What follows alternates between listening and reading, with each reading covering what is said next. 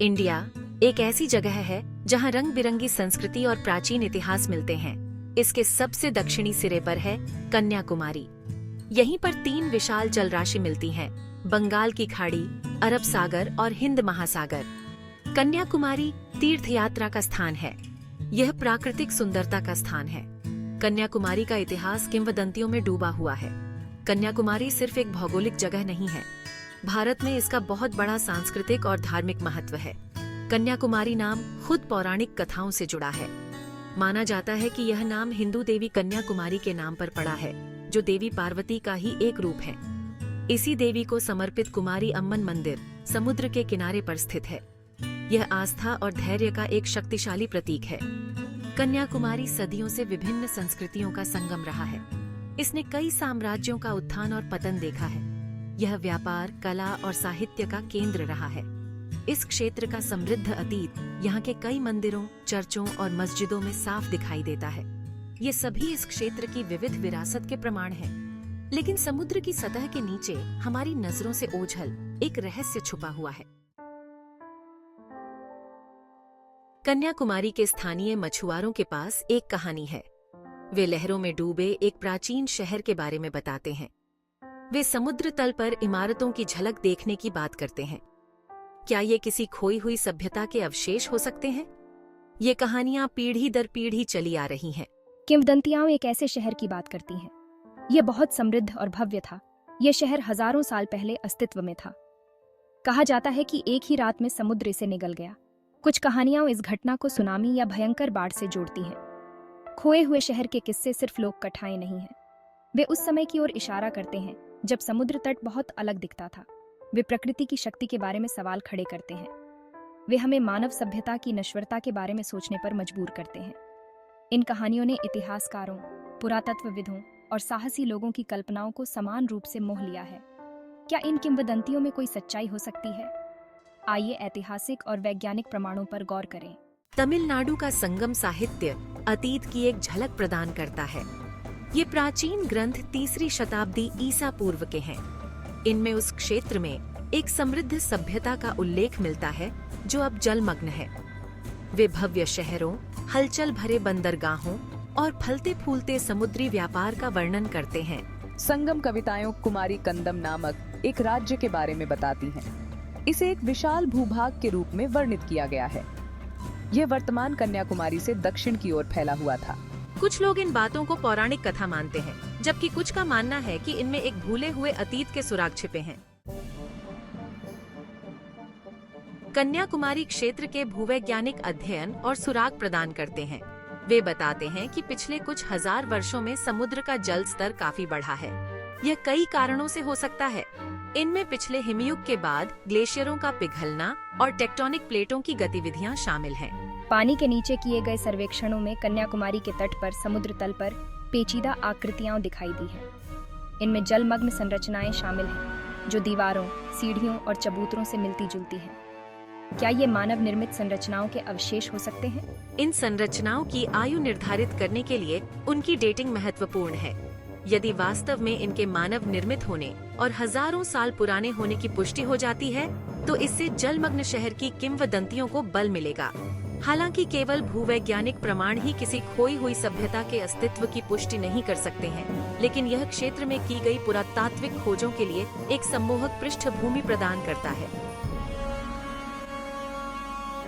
Section 5 archaeological discoveries, piecing together the past. हाल के दशकों में पुरातत्वविदों ने कन्याकुमारी के पानी में कुछ रोमांचक खोजें की हैं। पत्थर की संरचनाएं, मिट्टी के बर्तनों के टुकड़े और अन्य कलाकृतियां मिली हैं। इन खोजों से पता चलता है कि यह क्षेत्र कभी बसा हुआ था। एक महत्वपूर्ण खोज ग्रेनाइट ब्लॉकों का एक बड़ा संग्रह थी। ये तट पर जलमग्न अवस्था में खोजे गए थे। ये ब्लॉक अंदरूनी इलाकों में पाए जाने वाले प्राचीन मंदिरों के निर्माण में प्रयुक्त ब्लॉकों से मिलते जुलते हैं।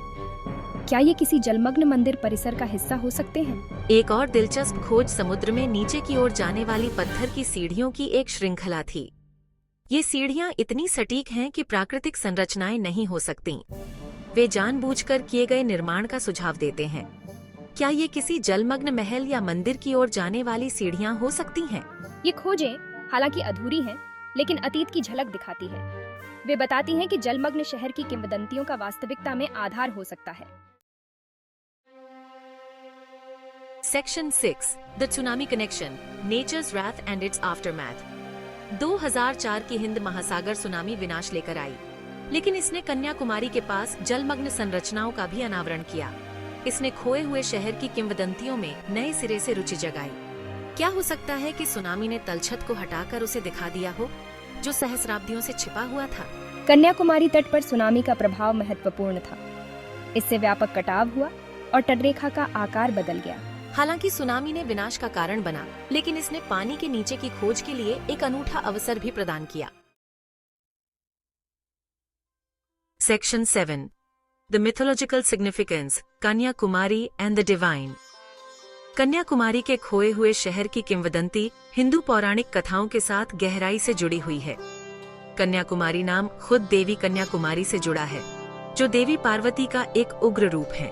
किंवदंती के अनुसार कन्याकुमारी की शादी भगवान शिव से होने वाली थी। हालांकि शादी कभी पूरी नहीं हो पाई। ऐसा माना जाता है कि शादी की दावत के बचे हुए अवशेष बिखर गए, जो कन्याकुमारी की रंगीन रेत में बदल गए। समुद्र तट पर स्थित कुमारी अम्मन मंदिर इस किंवदंती का प्रमाण है। माना जाता है कि यह उस स्थान पर स्थित है जहां देवी ने तपस्या की थी। यह मंदिर एक प्रमुख तीर्थ स्थल है। यह पूरे भारत से भक्तों को आकर्षित करता है। कन्याकुमारी में 3 समुद्रों का संगम भी पवित्र माना जाता है। ऐसा माना जाता है कि यह एक ऐसा स्थान है जहां व्यक्ति अपने पापों को धो सकता है। कन्याकुमारी का पौराणिक महत्व खोए हुए शहर के रहस्य में एक और परत जोड़ता है। कन्याकुमारी से जुड़ी कहानियां और मान्यताएं इस जगह के साथ लोगों के गहरे आध्यात्मिक संबंध को उजागर करती हैं। यह एक ऐसी जगह है जहां मिथक और वास्तविकता का मिलन होता है, जहां दिव्य और प्राकृतिक दुनिया आपस में जुड़ी हुई है। Section 8 the cultural impact, a legacy etched in stone and story. खोए हुए शहर की किंवदंतियों का कन्याकुमारी की संस्कृति पर गहरा प्रभाव पड़ा है। कहानियां पीढ़ी दर पीढ़ी चली आ रही हैं।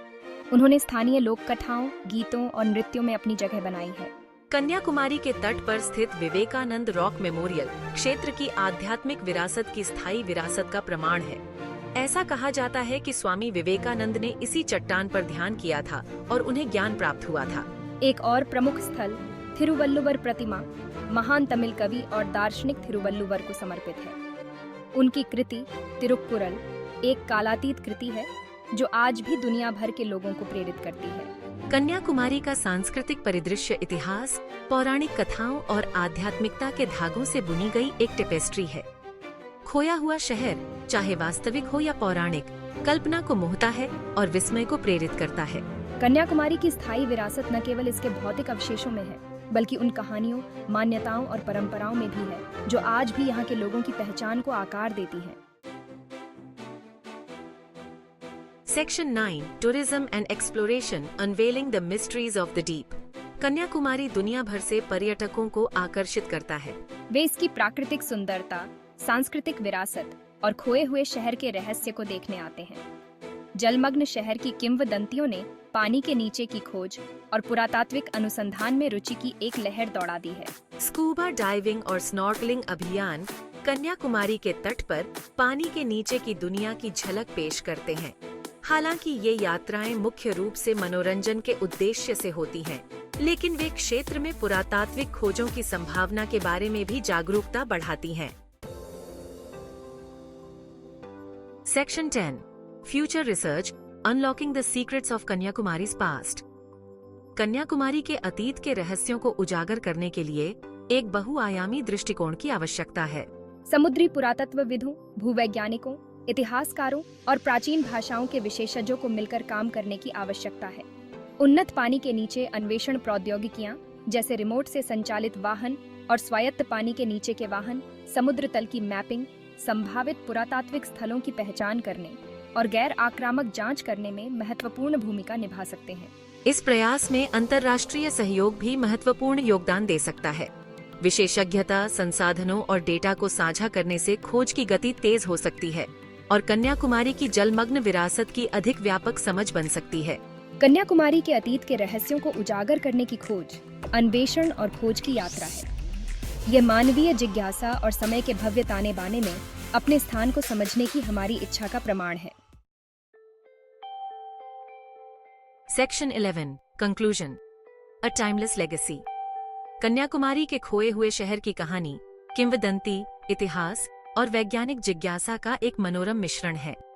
चाहे पूरी तरह से जलमग्न हो या आंशिक रूप से दिखाई दे, अतीत के अवशेष बीते युग की कहानियों को बयां करते हैं।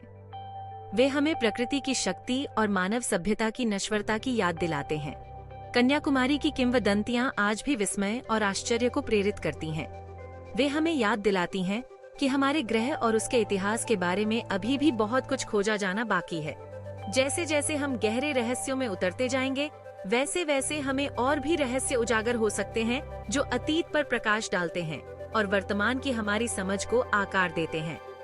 कन्याकुमारी का खोया हुआ शहर मानव इतिहास, पौराणिक कथाओं और प्राकृतिक दुनिया की परस्पर वेरफ्लेक्टुंग की मार्मिक याद दिलाता है। यह एक ऐसी कहानी है जो आज भी सामने आ रही है, जो हमें तलाशने, सवाल करने और लहरों के नीचे छिपे अजूबों पर अचंभा करने के लिए आमंत्रित करती है।